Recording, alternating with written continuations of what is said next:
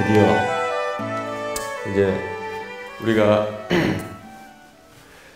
어렸을 때는 침례교에서 성장해서 신앙의 기쁨을 알았다고 그 책 서문에 썼고, 그 다음에 나이가 들어서는 장로교 명문대학교에 들어가서 신학을 공부해서 교수가 된 웨인 브루뎀 교수의 조직신학, 시스테매틱 시올로지를 가지고 책이 한 1300페이지 되더라고요. 저에게도 굉장히 유익한 기간이었습니다. 사실 제가 뭐 조직신학을 전공하지도 않았고 조직신학을 그래도 좋아해서 학부 다닐 때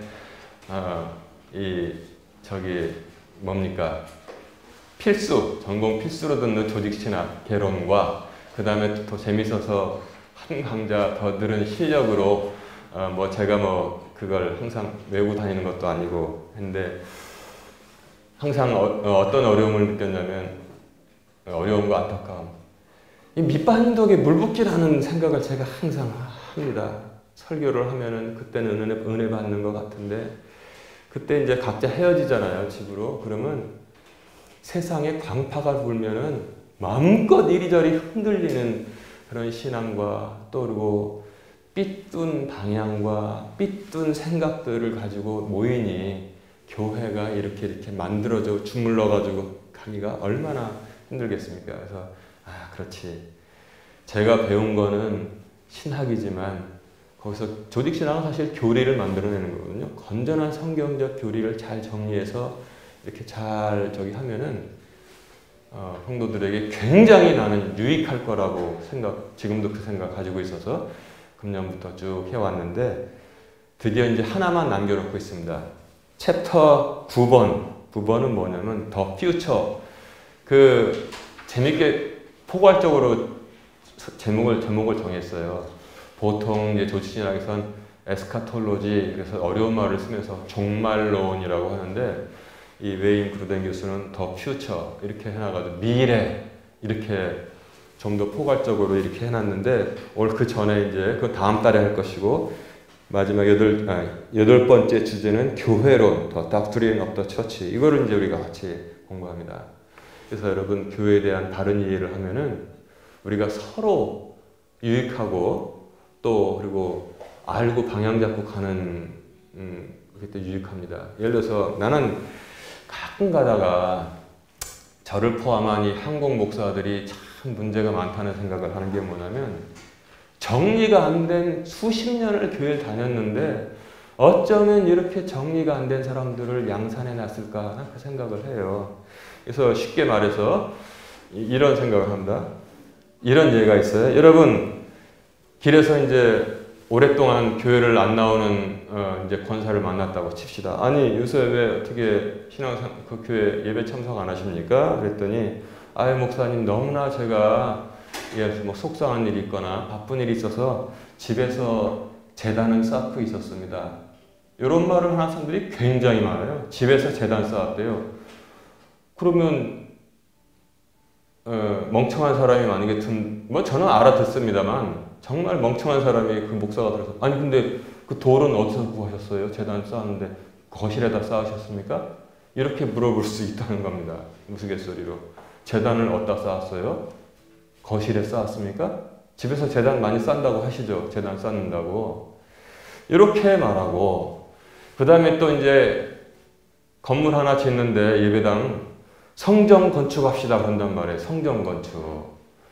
아니, 저만 예배당 건물 짓는다고 한 것 같은데 성전 건축한다고 그래, 사람들이. 성전 건축. 성전 건축은 아무 데나 하면 안 돼요.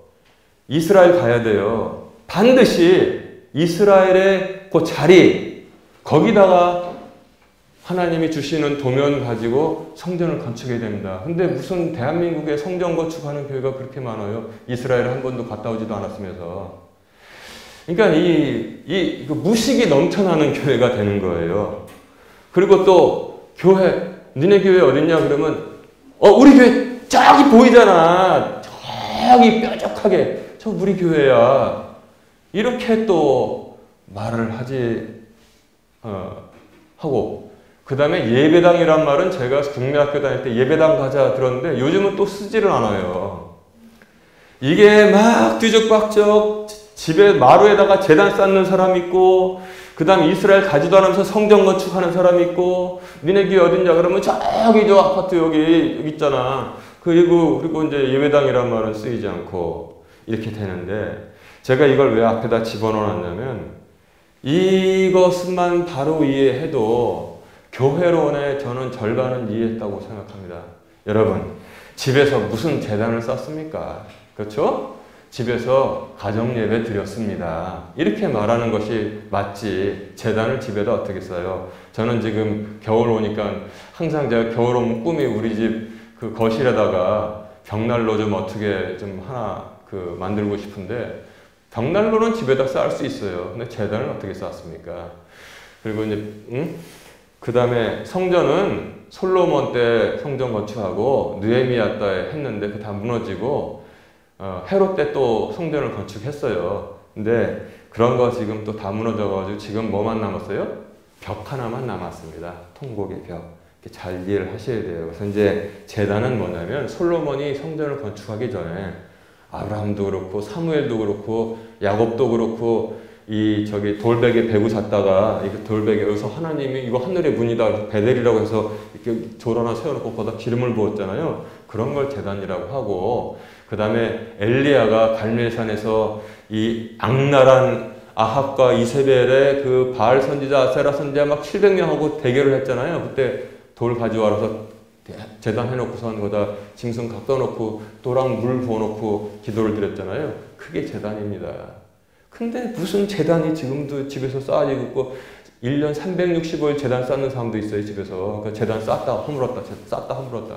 그래서 어쩌면 그렇게 두서없이 가르쳐놔가지고 교통정리가 하나도 안 된 그런 크리스찬들을 막 1000만 명 이상을 막 만들어놨는지, 다 제가 죽일 놈입니다. 목사들이. 참 기가 막힌 일이죠. 그리고 교회는 무엇이냐면, 정확히는, 니네 교회 어디 있어? 그러면 우리 교회 예배당에 모여서 예배드리는 성도들이 다 모였을 때 그게 교회인데, 지금 다 주중이니까 흩어져 있지. 나도 원 오브 뱀, 그야말로 교회의 한 부분이고, 우리 예배당은 저기 뾰족한 이렇게 탑이 있는 거 있지? 예쁘게 이렇게 해서 이렇게 해서 하얀색 칠해놓은 저게 우리 예배당이야. 요것만, 여러분, 그냥 제가 우스갯소리를 하는 게 아니라 이것만 잘 구분해서 사용해도 지적인 크리스찬 돼요, 우리나라에서. 예? 지적인 크리스찬 되는 것입니다. 그래서 제가 이제 교회론을 지금 이제 합니다. 자, 그래서 제단은 정말 기원전에 성전 세우기 전에 다 갔고, 성전은 세워지고 무너지고 세워지고 무너지고, 근데 지금 저기 헤롯이 세워놓은 건물 그거 보고 예수님께서 자랑을 했잖아요. 주여, 이 건물이 어떠하나이까? 이 성전 건물이 어떠하나이까? 그랬더니 너희가 이것을 보느냐? 돌 위에 돌 하나도 남기지 않고 다 무너질 것이요, 인자가 그것을 3일 만에 세우리라. 그렇게 말씀하셨더니, 우리가 40년 지어서 세웠는데 어떻게 당신이 이거 3일 만에 한다고 합니까? 벌써 율법사나 서기관들도 바리새인들도 모르는 거예요. 이제 구약까지만 안 겁니다. 구약까지. 신약에서 새로운 성전, 우리 몸이 성전인 것이다. 하나님이 거하는 성전. 그거는 이해 못하고 그리스도께서 성전이 된 걸 이해하지 못하는 거예요. 그리고 이제 교회를 우리가 공부합니다. 교회가 무엇이냐? 자, 그래서 교회의 본성은 아까 마태복음 우리가 본문에 읽은 것처럼 어디서 시작했냐면 Who is Christ? 그야말로 그리스도가 누구냐를 바르게 하는 사람들입니다. 중요한 게 뭐냐면 예수님께서 어떤 분이신가를 바르게 하는 사람들의 모임, 거기에 교회가 세워졌다는 사실을 성경이 전하고 있는 거예요. 제일 중요한 질문이 뭐냐면 예수님이 누구신가? 오죽하면 예수님은 누구신가? 여기에 그 찬송에 나오잖아요. 예수님은 누구신가를 물어보고 예수님이 누구신가를 바르게 대답했을 때 그 신앙 고백 위에 예수님께서 이 반석 위에 여기 뭐라고 그랬습니까? 누가 세운다고 그러셨어요? 주님께서 직접 예수님의 교회를 세우신다고 했어요. 제가 그래서 이 빨간 글씨로 좀 강조되는 게 있어서 영어로 다 해왔잖아요. 내가 my church, 나의 교회를 세울 것이다. 이렇게 말씀하고 있고, 옛날 성경에는 지옥의 권세는 없어요. 그것들은 능력만 있지. 지옥, 음부의 권세가 그것을 이기지 못하리라 했는데, 바른 번역은 지옥의 문들이 그것을 이기지 못하리라. 지옥은 권세 가지고 있지 않습니다. 지옥의 문들이 그것을 이기지 못하리라 해서 교회가 세워진 거예요. 교회 본성. 그리고 이제 이건 I will 세울 것이다. 이렇게 미래로 말했잖아요. 그게 언제 세워졌습니까? 마가다락방에서 모여서 간절히 기도할 때 예수님은 누구신가를 아는 사람들이, 정확히 신앙 고백할 수 있는 사람들이 모여서 기도했을 때 성령이 강림했잖아요. 각 사람의 머리에 불의 혀 같은 성령이 강림하고 확 능력이 일어났습니다. 그게 바로 교회에 세워지는 순간 포착이 바로 그거예요. 예수님이 누구신가를 바르게 알고 거기 모여서 한 마음으로 간절히 기도했을 때 성령이 강림했는데, 이 지구상의 온 인류 역사상의 첫 교회가 예루살렘에 세워졌다는 사실을 우리가 알아야 됩니다. 예루살렘의 첫 교회가 세워진 거예요. 유대인들이 모여가지고. 그래서 세상 사람들이 또 모르고 있는 거, 이거는 이제 우리들도 니네 기독교는 천주교에서 나왔잖아 그렇게 말하는데, 그렇게 말하면 안 돼요. 기독교는 천주교에서 나온 게 아니라 유대교에서 나온 게 기독교입니다. 유대교는 구약이고 기독교는 신약이고, 그러면 종교개혁은 무엇이냐? 온전한 신앙으로 가는 소수의 사람들은 항상 있었습니다. 이스라엘에 그 3년 반 동안 우로가 내리지 않고 바알과 아세라들이 완전히 판을 다 치고 있을 때도 주께서 그에게 우상의 입을 맞추지 않냐고 무릎을 꿇지 아니한 몇천 명 남겨놓으셨다 그랬어요? 7,000명을 남겨놓으셨는데, 전 세계 어느 시대를 막론하고 어느 장소에나 하나님께서는 하나님의 백성을 예비하십니다. 그래서 그들은 믿음을 그대로 잘 유지하고 있었는데, 교회가 콘스탄틸 황제의 어떤 어떻게 보면은 기독교 공인 되게 좋은 것 같지만 그 거대한 타락이 이제 시작되었고, 그 다음에 타락되다 못해 나중에 어떻게 됐냐면, 이 사람들 이제 성전 건축 팔았는지 모르지만, 베드로 성당 진다고 돈이 부족하니까 돈을 모으는데, 나중에는 뭐까지 만들었냐면 면죄부라는 증명서를 만들었어요. 이 사람 죄는 뭘 지었든 이것만 사면은 다 사해짐. 얼마나 좋겠어요. 도둑질하고 싶은데 이거 10만 원 주고 사가지고 한 10억 도둑질 하지. 근데 그게 효력이 있다고 하니까 이 정도로 타락을 했단 말입니다. 저 악마 같은 내가 그냥 죽여버리고 싶은데, 그러면 안 돼. 이거 면죄부 사면 되겠구나. 예를 들어서 그런 일이 없었다고 어떻게 말하겠어요. 이렇게 지독스럽게 타락을 해버렸단 말이에요. 그러니까 이제 마틴 루터가 종교개혁을 했잖아요. 그래서 존 칼뱅도 하고, 제가 그때 다 같이 이제 그 유럽의 종교개혁사 했잖아요. 그래서 돌아왔는데 완전하게 돌아오지는 못했다는 것이 지금 정설입니다. 그래서 제가 유럽에 살아봤잖아요. 주일날 이렇게 이제 예배 드리러 갑니다. 예배당에. 그리고 가까운 데 보면 여기 보니까 레포르미아 테키레시아 이렇게 있어요. 개혁교회. 여기 카톨릭 아니구나. 딱 들어갔더니 오 세상에 카톨릭하고 똑같아요. 나는 일어났다 앉았다 그것도 이거 따라서 하는 거지. 따라서 하고 연도라는 거 다 하고 그 다음에 강례상도 있잖아요. 그냥 이런 설교단이 아니에요. 여자 천사가 또 유방이 이렇게 옆 주변에 포도송이가 주렁주렁 날개도 있고 여자 천사가 탁 떠받들고 있어요. 강단을. 얼마나 아이디어가 좋냔 말이에요. 천사가 설교단을 딱 떠받들고 있는데, 여기 이렇게 하얀 리본 한 목사가 그 밑으로 또 통로가 있어요. 그럼 탁 올라가면 와 천사가 막 떠받들고 있는데 올라가서 말씀을 쫙, 그러면 저쪽에서 파이프 오르가니 내가 잘못 들어. 맞는데? 메시지는 그런 카톨릭의 강론이 아니지만, 그러나 이거 대부분 뼈대는 가지고 있고, 오직 믿음으로, 오직 성경으로, 오직 은혜로 그걸 가지고 왔는데 완벽하게 되진 않은 거예요. 그래서 무시하는 게 아니라 다 이제 크리스찬들입니다. 그래서 그 그 교회를 세웠는데 말입니다. 그런 상태에 지금 우리가 있다는 사실을 알아야 돼요. 그래서 교회를 세우신 그리스도, 거기서는 어떻게 됐냐? 그 사건 기억하세요?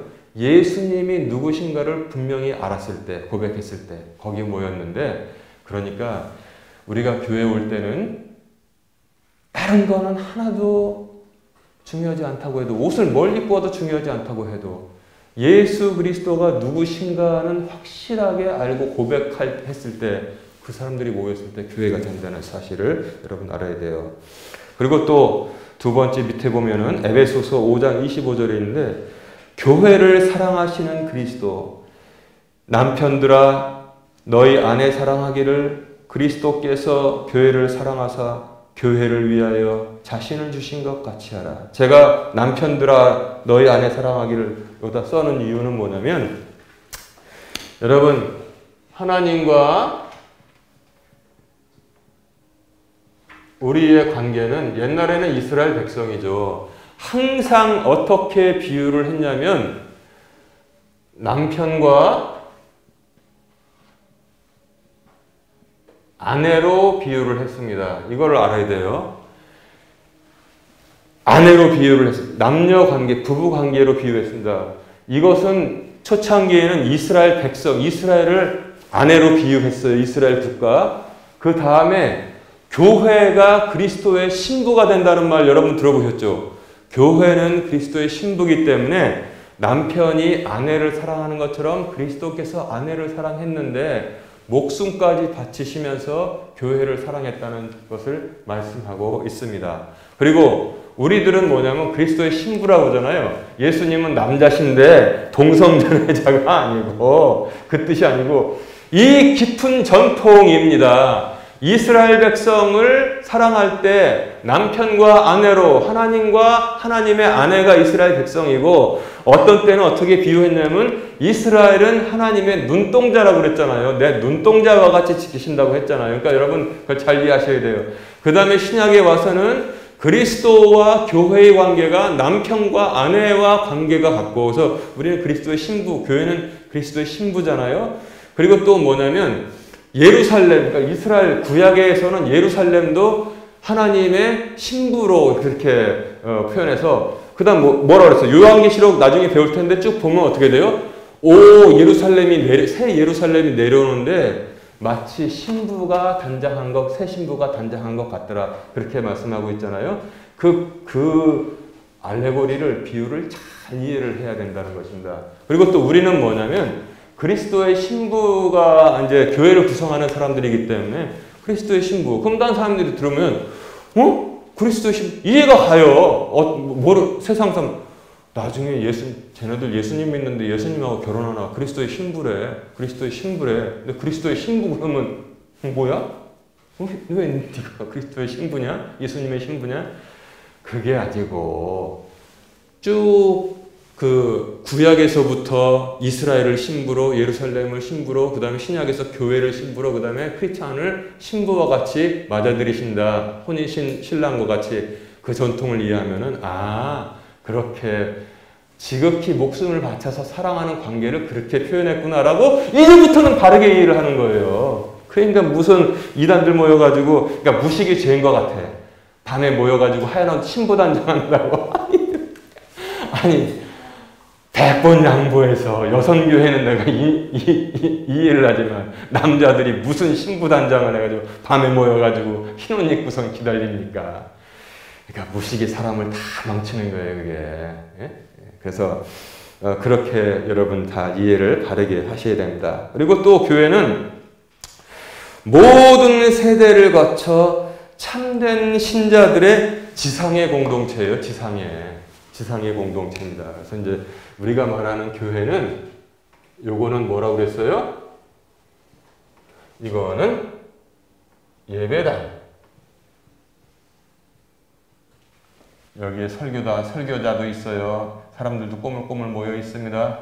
요게, 그리고 이 사람들이 신앙 고백이 완전해요. 그리스도께서 누구신지 압니다. 어떻게 말씀대로 살아야 되는지를 알고 살아갑니다. 제일 중요한 건 뭐냐면 선을 행하고 안 하고 보다 예수님은 누구신가? 예수님은 누구신가? 예수님께서 물어보셨을 때 제자들에게 아무도 몰랐다는 거예요. 더러는 엘리야, 더러는 더러는 엘리야, 더러는 예레미야, 나 혹은 대언자 중에 하나라고 하던데요. 12명 중에서 그렇게 우물우물하고 있었는데 베드로가 그때 주는 그리스도시요, 주는 그리스도시요, 기름 부음 받은 자, 살아계신 하나님은 살아계십니다. 하나님의 아들이십니다. 이렇게 고백을 했을 때 바요나 시몬아 내가 복이 있도다. 그러나 이것을 너에게 알려준 것은 살과 피가 아니요 하늘에 계신 내 아버지시다. 성령이 감동이 됐으니까 다르게 말을 한 거예요. 어부 베드로가 내가 이 반석 위에 내 교회를 내 그리스도께서 그리스도의 교회를 세우리니 지옥문들이 이기지 못하리라. 아멘. 이게 바로 그 유명한 사건입니다. 예배당, 이게 바로 교회가 되는 것입니다. 근데 우리는 뭐냐면 요걸 교회라고 말하고 항상 뭐냐면 교인들이라고 말하는데 교인들, 교회, 이것은 예배당이 된다는 사실을 우리가 알아야 됩니다. 그 다음에 교회의 목적은 무엇인가? 교회가 세워진 목적이 무엇인가? 교회가 세워지면 그 지역에 유치원이 세워져 가지고 애들이 좋게 다닐 수 있다. 세상 사람들 그렇게 보겠죠. 그러나 교회의 목적은 예수 그리스도에 대한 바른 신앙 고백이 바로 교회의 목적입니다. 내가 바른 신앙을 고백하고 또한 다른 사람들, 모르는 사람들 불러서 초청해서 바른 신앙 고백을 하도록 만드는 것이 바로 교회의 목적인 것을 마태복음 16장이 우리에게 너무너무 잘 알려주고 있는 것입니다. 예수 그리스도는 누구신가? 예수 그리스도는 누구신가? 이 질문을 우리가 바르게 답할 수 있다면 그때서야 우리는 크리스찬이라고 인정받을 수 있는 것입니다. 그리고 두 번째, 하나님께 대한 예배와 교육. 신앙 고백했잖아요. 그 다음에 교회의 목적은 예배인 것입니다. 교회 가면 친교가 좋아. 그 교회 가면 너무너무 친교가 좋고 사람들이 친절해. 이게 아직은 모르기 때문에 그런 것이고, 그 교회 예배는 무엇이냐면 예배가 교회의 핵심이고 말씀이라는 것을 여러분들 꼭 알아야 돼요. 말씀으로 세상을 창조하시고 말씀이 육신이 돼서 이 땅에 오신 분이 바로 예수 그리스도라는 사실을 또한 성경은 전하고 있습니다.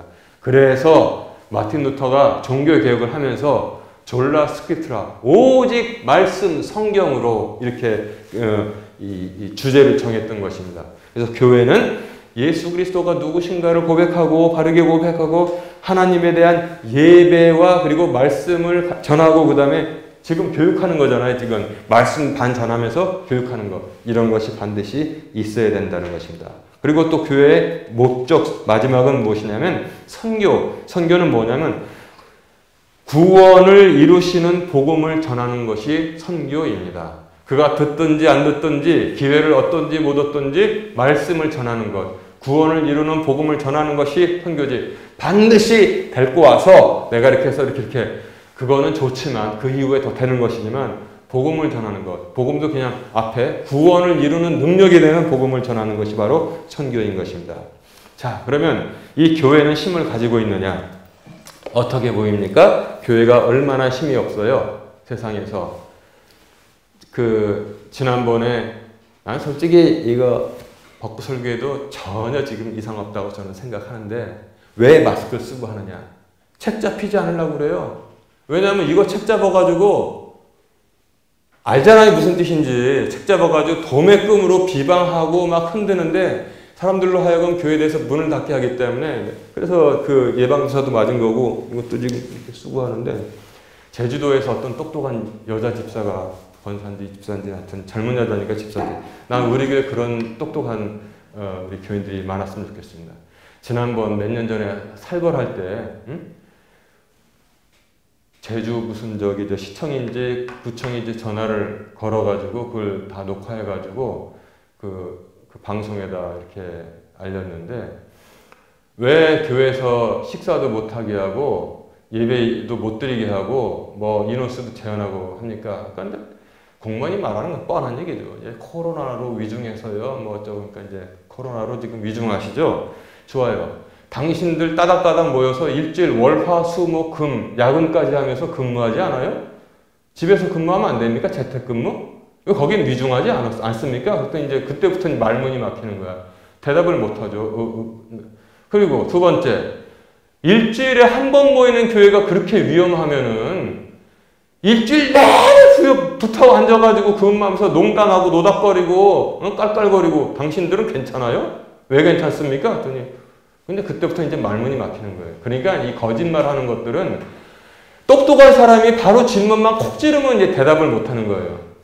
그리고 구내 식당에서 밥 안 먹어요?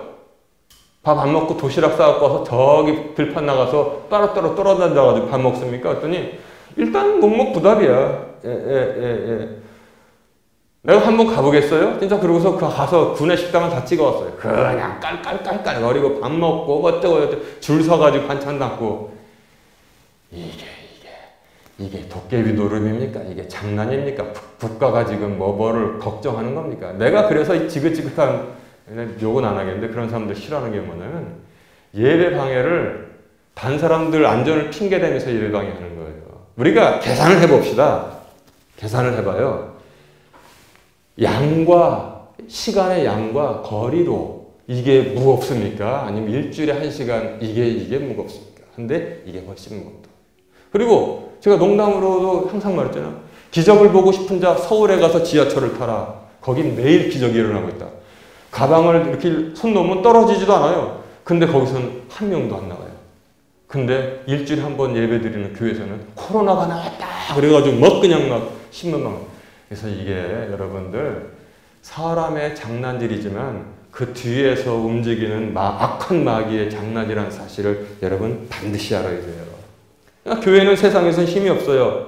세상 기관들은 정부는 힘이 있는 것 같습니다. 그래서 제가 내용을 읽어볼게요. 교회 권세. 교회 무슨 권세가 있나? 뭐 차면 차는 대로 굴러다니는 게 교회인데 1번 세상의 정부들이나 기관, 거대 회사를 보면 큰 권능을 가진 것 같이 보이지만 보이는 지역교회들을 보면 아무런 힘이 없이 연약해 보이고 더욱이 세상에 만연해가는 악의 기승을 볼 때 교회의 무력함은 더더욱 확실해지는 듯하다. 웨인 그루덴 교수도 요게 그 서론을 적었어요. 그러니까 제가 그대로 옮긴 거죠. 삼성에서는 뭘 만들었다고 해가지고 뭐 국민을 먹여 살리고 그 다음에 이거 요만한 거 있으면 컴퓨터가 막 돌아가고 하는데 세상은 모이지 말라고 그러면 모이지 말고 발로 차면 굴러다니고 교회는 아무런 힘이 없는 것 같아요. 그리고 또 교회가 있으면 세상이 더 맑아지고 그 다음에 범죄도 없어져야지 이 악한 것들은 왜 기승을 부리냐. 우리는 그때마다 더 할 말이 없습니다. 이걸 가지고 공격하니까 지금 그러잖아요. 적어놨잖아요. 2번 읽어봅시다. 그러나입니다. 교회에 대해서 바르게 이해합시다. 그러나 교회가 가지고 있는 영적 전쟁과 복음 선포, 치리 등은 세상의 어느 다른 정부, 기관 또는 단체가 결코 가질 수 없는 것들이다. 이렇게 말씀하고 있습니다. 여러분 좋아요. 삼성이 칩을 잘 만들고 그 다음에 마이크로소프트가 잘 만든다고 해요. 소프트웨어도. 그들이 영적 전쟁을 선포해가지고 악한 마귀들을 잡아가둘 수 있습니까? 다스릴 수 있습니까? 없앨 수 있습니까? 어느 세상의 정부가 그런 거 할 수 있습니까? 아무도 할 수 없습니다. 그러나 교회가 가지고 있는 그 막강한 영적인 권세는 무엇이냐면 교회에는 영적인 전쟁을 할 수 있다는 것입니다. 예, 영적인 전쟁, spiritual warfare, 영적 전쟁을 할 수 있다는 거예요. 영적 전쟁을 할 수 있는데 세상은 뭡니까? 전쟁하려면 F-16 보내고 F-15 보내고 그 다음에 잠수함 보내고 항공모함 보내가지고 폭탄을 쏘잖아요. 그것은 영적 전쟁이 아니라 칼과 창으로 싸우는 육신의 전쟁인데 혈과 육의 전쟁인데 교회는 뭡니까? 세상에 그 누구도 어느 기관도 어느 정부도 할 수 없는 영적 전쟁을 할 수 있는 권세를 가지고 있고 아니 돈 잘 버는 큰 기업이 복음 선포할 수 있습니까? 다 방해된단 말이에요. 고려원단에서 저기 고속도로 거기다가 Jesus loves you 우리는 주의를 지킵니다 했더니 얼마나 가서 공격을 해내든지 또 지혜롭게 바꿨지만 제한적입니다. 그러나 교회는 뭐냐면 허가받고 그야말로 이거 하라고 복음 선포를 할 수 있다는 것입니다. 영원히 죽을 사람을 영원한 생명으로 인도하는 복음 선포를 할 수 있고 영적 전쟁을 할 수 있고 복음 선포할 수 있고 그리고 교회 치리가 그냥 아무것도 아니지 근데 그게 아니란 말이에요. 너희가 이 뒤에 읽어보세요. 마태복음 16장 19절에 보면은 하늘 왕국의 열쇠들을 가지고 있는데 내가 하늘의 왕국의 열쇠들을 내게 주리니 무엇이든지 내가 땅에서 묶으면 그것이 하늘에서 묶일 것이요 무엇이든지 내가 땅에서 풀면 그것이 하늘에서 풀리리라. 이렇게 말씀하고 있습니다.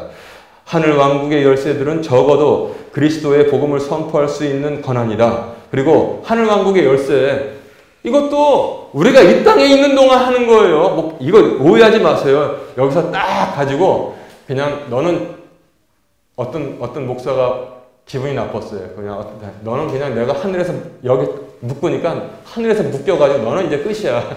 그게 아니고 여기서 마귀의 족쇄를 풀 수 있는 권세, 여기서 마귀의 족쇄를 풀었잖아요.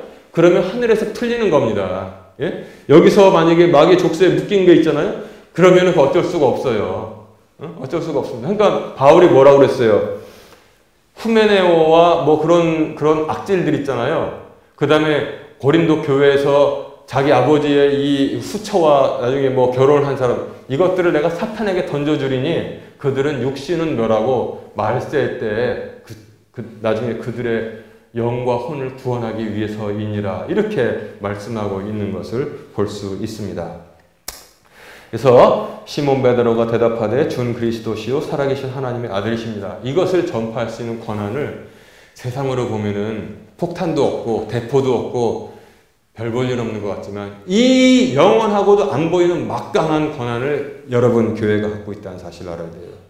여러분 2차 세계대전 영화 보세요. 지금 얼마나 공산주의자와 히틀러가 이 교회를 핍박했습니까? 근데 히틀러와 스탈린은 망한 지 오래됐는데 교회 망했습니까? 지금도 예배드리고 있는데요. 네로가 얼마나 핍박을 했어요. 지금도 근데 예배드리고 있는데요. 교회를 건들 수가 없는 것입니다. 그래서 이제 역사적인 사실에 대한 해석을 이걸로 합니다. 4번 보세요. 4번. 이러한 세상의 권력과 구분된 하늘의 권세를 고려해 볼 때 역사적으로 교회가 영적인 전쟁을 하지 않고 군사와 무기를 일으켜 침략한 십자군 전쟁은 분명히 성경에 반하는 것이다. 이렇게 우리가 이해를 할 수 있는 거예요. 그렇죠? 바로 성경이 재판관이 돼서 판단을 내려주잖아요. 교회가 가지고 있는 것은 영적 전쟁을 하는 거. 그럼 교회마다 창칼 들고선 전쟁합니까? 교회에게 주신 것은 영적 전쟁을 선포하고 그 다음에 그리스도를 전하고 예배하고 그 다음에 사탄의 권세를 사슬을 깨뜨리라는 거예요. 근데 교회가 군사와 무기를 일으켜서 십자군 전쟁을 일으켜서 사륙을 저질렀던 것은 그래서 성경에 반하는 것이다 라는 사실을 우리가 알 수 있습니다. 고린도후서 10장 4절은 우리의 전쟁 무기는 분명히 여기 말하고 있잖아요. 육신에 속하지 아니하고 하나님을 통해 육신에 속하지 않습니다. 하나님을 통해 강력하여 강한 요새들도 무너뜨리느니라. 이렇게 말씀하고 있습니다. 예? 바로 이것이 교회가 가지고 있는 영적 전쟁의 권한이고 육신에 속하지 않는다고 말씀했습니다. 자, 교회 성장은 어떻게 됩니까? 우리가 관심이 많죠. 교회 성장은 신자만의 노력이 아니라 주님께서 주관하신다는 것을 사도행전 2장 47절이 보이고 있습니다. 그들이 그리스도를 바로 알고 바로 고백하고 모여서 뜨겁게 기도했을 때 그때 성령께서 임하셔서 첫 번째 교회가 세워졌는데 밖에 나가서 담대히 성령을 의지해서 복음을 전했을 때 하나님을 찬양하며 온 백성에게 호감을 얻으니 주께서 구원받아야 할 자들을 날마다 교회에 더하시니라. 이렇게 말씀하고 있습니다. 이제 온전하게 교회가 약해 보이지만 어떠한 권세를 가지고 있고 또 교회 성장은 어떻게 되는지 우리가 막 다니면서 뭐 한다고 해서 되는 게 아니라 그렇다고 우리가 누워서 그냥 게으름피고 있으면 되는 게 아니라 같이 성령께서 우리가 우리 열심을 보시고 성령께서 그때 교회를 살리신다는 것, 교회를 부흥시키시는 것 잊지 마시기 바랍니다. 자, 그 다음에 이제 마지막 저기로 와서 아직도 몇 개 있구나. 교회는 어떤 종류가 있느냐? 보이지 않는 교회이지만 또한 보이는 교회가 있다. 먼저 이 반석 위에 내가 내 교회를 세우리니 그랬잖아요. 예수님께서 어떤 교회 세우신다는 거예요? 예루살렘 교회 세우신다는 겁니까? 아니면 앞으로 전 세계 온 인류에 주어진 모든 교회를 세우신다는 겁니까? 저기 예루살렘 지방에 있는 예루살렘 교회 세우신다는 얘기예요? 그렇게 이해하면은 불완전한 교회입니다. 예수님께서 지금 세우신다는 것은 대한민국 목포에 세워질 시냇가나무 교회까지 다 포함해서 전 세계 전 역사를 통해 가지고 세워질 교회를 말씀하고 있는 것입니다. 그래서 그것은 보이지 않는 교회입니다. 그것은 우주적인 교회인 것입니다. 우주적인 교회, 보이지 않는 교회의 본질입니다. 거기서부터 모든 교회가 다 이제 그 형태를 나타내고 있는 것입니다. 교회는 그래서 보이지 않는 우주적인 교회가 있고, 두 번째는 뭐냐면 지역에 세워진 교회가 있어요. 그거를 이제 로컬 처치 그러잖아요. 로컬 처치, 지역 교회는, 자 보세요. 지역 교회는 보이는 교회로서 지상에서의 크리스천의 모임이다. 보이지 않는 교회는 저 원초적인 우주적인 교회인데, 로컬 처치는 보이는 교회이다. 그래서 지역에 세워집니다. 그러나 보이는 교회에는 항상 그 회중 속에 근데 이제 이게 문제라는 거예요. 이게 또 중요합니다. 우주적인 보이지 않는 교회는 완벽한 교회인데, 근데 그것에 그 흔적이 밑으로 내려와가지고 지역교회에 세워질 때는, 그러나 그 회중 속에 내면은 신자이나 내면이 불신자인 존재들을 담고 있다. 그렇게 인정을 해야 돼요. 그래서 디모데후서 2장 17절 18절 보면은 그들의 말은 괴양이 파먹듯이 먹을 터인데 그 중에 후메네오와 빌레도가 있느니라. 이렇게 지금 디모데에게 바울이 조심하라고 그러는 거예요. 그럼에도 불구하고 주님께서는 자신의 백성인 자들을 구분하신다. 디모데후서 2장 19절 거기에는 주께서 자신의 백성인 자들을 아시느니라. 이거 보세요. 여기에 있지 않습니까? 여기 이 생명이 넘치는 교회에, 이 교인들의 모임에 여기는 뭐냐면 딱 가라지가 앉아 있을 수 있다는 것입니다. 외면은 크리스찬이지만 속은 마귀의 자식이 아직도 교회에 나올 수 있다는 거예요. 어쩔 수가 없어요. 그리고 이들은 반드시 그 역할을 합니다. 목회를 해방한다든지, 그저 이제 바울은 목회 해방을 당했잖아요. 후메네오하고 빌레도가, 또 나중에 보면 구리장색 알렉산더라는 자도 등장해요. 끊임없이 바울을 가시질하면서 해방을 하는데, 이 보이는 교회의 지역교회에서는 어쩔 수 없다는 거예요. 왜냐하면 사람은 외모로 와서 예수 믿겠다는데 어떻게 걸러내요. 나 여호와는 중심을 보시느니라. 그래서 이런 자들이 앉아 있어도 교회 죽이는 사람들 있잖아요. 앉아 있어도 그리스도께서는 자신의 백성들을 구분하신다고 지금 디모데에게 지금 이렇게 걱정하지 말라고 말씀하고 있는 것입니다. 그러니까 오늘 많은 걸 배우잖아요. 정리하는데 교회는 이렇게 눈에 보이지 않는 정말 영원한 권세를 가지고 있지만, 그러나 교회 한계도, 이 지상에 있는 이 로컬 처치, 지역교회 한계는 분명히 있구나. 교회 안에 누가 거기 그 양들이 모인 곳에 염소가 있는지도 근데 우리는 모르는구나. 우리는 모르는데, 그러나 주께서는 자신의 백성들을 다 알고 계시고 있다는 거예요. 이 가라지를 지금 다 뽑아버릴까요? 했더니 놔둬라. 가라지 뽑다가 괜히 말고까지 뽑을까. 말째 때 다 정리가 된다고, 양과 염소를 나누신다고 그렇게 말씀하고 있는 것입니다. 자, 그리고 교회에 대한 관점의 차이가 있어요. 여기서는 보이는 교회와 보이지 않는 교회인데, 기독교 우리는 관점의 차이, 이거는 알아두면 좋아요. 보이지 않는 본질적인 교회와 지상에 보이는 교회. 그리스도께서 내가 이 반석 위에 내 교회를 세우리니 지옥문들이 이기지 못하리라. 이거 시냇가나무 교회에 말씀하시는 거예요? 그것도 포함되지만 본질적으로는 보이지 않는 이 우주적인 교회, 그리스도를 신앙 고백하고 하나님을 예배하는 교회를 주님께서 세우신다는 것이고, 여기서부터 예루살렘 교회가 일본으로 파생되고 무슨 교회 전 역사를 거쳐서 파생되는데, 지상에서 딱 세워지는 교회인데, 이 교회에는 외면은 크리스찬이지만 내면으로는 신앙 고백하지 않는 자들도 들어올 수 있다는 걸 지금 말하는 거예요. 그래서 우리 기독교는 보이지 않는 교회가 원천적인 것이고 로컬 처치, 보이는 교회가 그것으로 보여지는 것입니다. 이런 신앙이 아니라 신학적인 이해를 하고 있는데 로마 카톨릭은 다르다는 거예요. 로마 카톨릭은 베드로가 첫 번째 교황, 그 다음에 바울이 두 번째 교황, 쫄래쫄래 와서 베드로와 바울과 사도들과 교황으로 계승되어 내려오는 보이는 조직이 바로 교회이고 이것만이 유일한 참된 교회다. 이렇게 그들은 말하고 있는 것입니다. 교회는 보이는 교회만 참된 교회고 그 참된 보이는 교회 중에서 이들은 다 쭉정이고 요 베드로부터 해서 로마에 지금 있는 그 소속된 교회만 유일한 교회다. 보이지 않는 교회를 인정하지 않는 관점을 가지고 있다는 것입니다. 여러분, 이렇게 하면 정리가 지금 잘 되고 있죠? 이렇게 이제 정리하시면 되고, 그 다음에 7번. 참된 교회와 거짓 교회를 어떻게 구분하느냐? 일단, 교회는 뭐냐면, 뭘 돼야 되냐면, 첫째, 그리스도가 누구신지를 아는 사람들이 정확히 구분하는 신앙 고백하는 사람들이 모여서 복음을 선포해야지 교회입니다. 복음 선포하지 않는 교회는 교회가 아닙니다.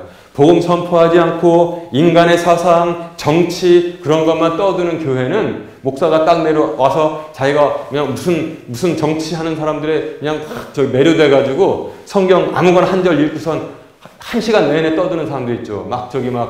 누굴 칭찬한다든지 비판한 그건 복음 선포가 아닌 것입니다.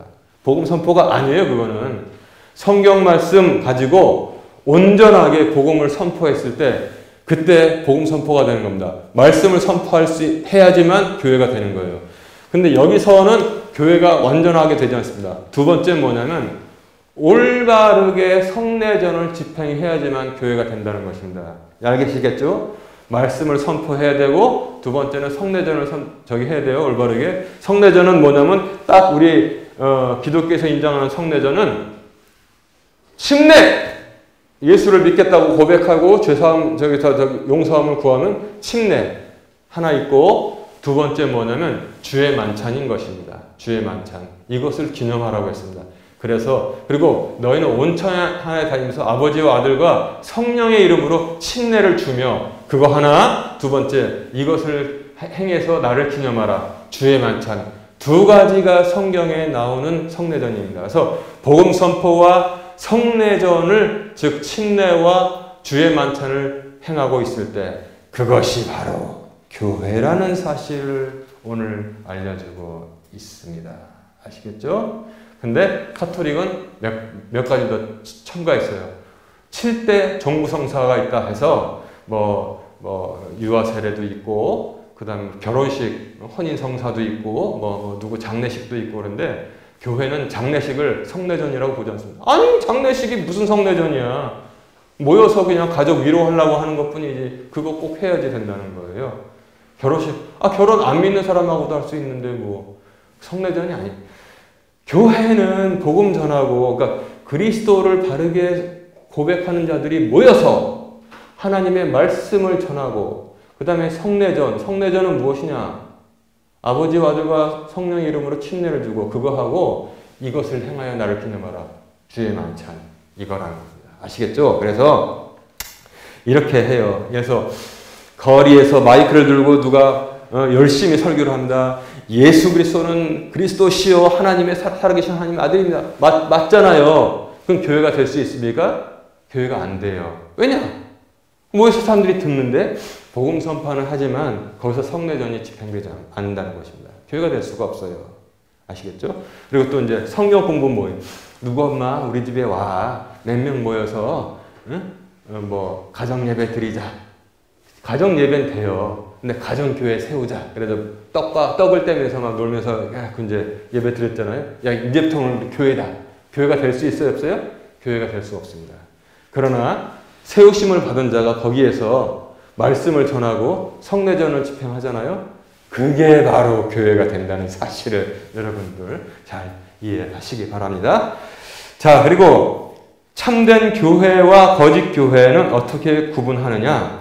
참된 교회는 복음을 바르게 전하고, 그러니까 성례전을 바르게, 침례와 주의 만찬을 올바르게 지키는 신자들의 모임이라고 아우구스부르크 신조 1530조에 이렇게 기록되어 있는데, 이 웨잉그르덴 교수가 이제 장로교적이니까 이렇게 했는데, 저도 그냥 참고로 이건 나쁜 얘기 아니니까 이렇게 가져왔고요. 복음을 바르게 선포하는 거리의 선교팀과 변질된 복음을 전하지만 성례전을 행하는 모임은 모두 교회가 될 수 없다. 이렇게 기준을 전하는 것입니다.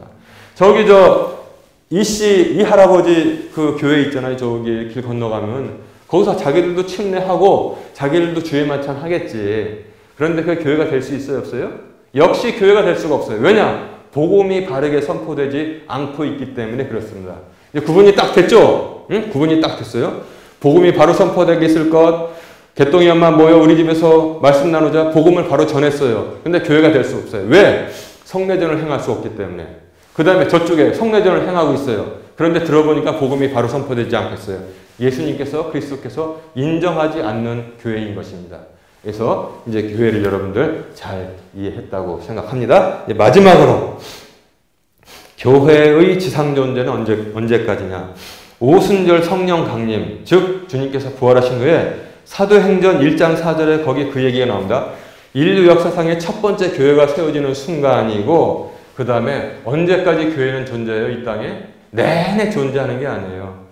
모르지만 주님께서 이제 세상이 너무 악해져서 우리를 다 공중으로 불러 올리시잖아요. 즉 요한계시록 3장까지 라오디게아 교회 너희들 그러면 안 된다, 정신 차려라 하신 다음에 이 일 후에라고 있어요. 요한계시록 4장에 보면 이 일 후에 내가 하늘을 보니 거기 이제 재앙이 쏟아지기 시작하는데, 그 전에 오순절 첫 번째 예루살렘 교회가 세워지고, 그 다음에 그 끝을 모르지만 우리 크리스찬들이 교회가 휴거한다 그러잖아요. 교회가 다 휴거한다면, 그러니까 뭐냐면 교회가 휴거해도 이 땅에 교회가 남아있을 수 있어요, 없어요?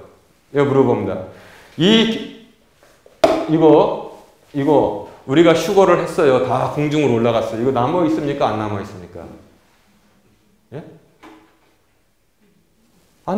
남아있죠. 왜냐하면 교회를 이렇게 생각하는 사람들은, 그러면 빌딩에서 3층, 7층에 교회 있었는데 그것만 싹 빼고 그 구멍난 빌딩이 생기고 이것도 없어져가지고 그게 아니라니까요. 이건 뭐라고 했습니까? 제가? 예배당이라고 그랬잖아요. 예배당. 그래서 이 예배당은 남아있는데 요놈 빼고 요 교회는 다 올라간다는 것입니다. 이제 이해가 전체적으로 다 되죠? 좌로 우로 다 됐죠? 그래서 만약에 휴거 안 받은 사람들이, 내 친구 교회 휴거한다고 그러더니만 저기도 제1교회 남아있고 저기도 몰라서 그런 거죠. 이건 분명히 말씀드렸죠? 제단, 성전, 교회, 예배당, 요 네 가지만 잘 구분하면 모순이 없죠. 예배당은 남아있죠. 예배당이 구원받은 거 아니니까. 그래서 이렇게 그래서 교회론에 대해서 말씀을 전했습니다. 뒤에 이제 읽어보면 장로교회 조직제, 침례교회 조직제, 로마 가톨릭의 교구 조직제, 복잡하게 너무 많지만 다 할 수가 없어요. 지금 이거는 뼈대를 세우는 거니까 이렇게 제가 했습니다.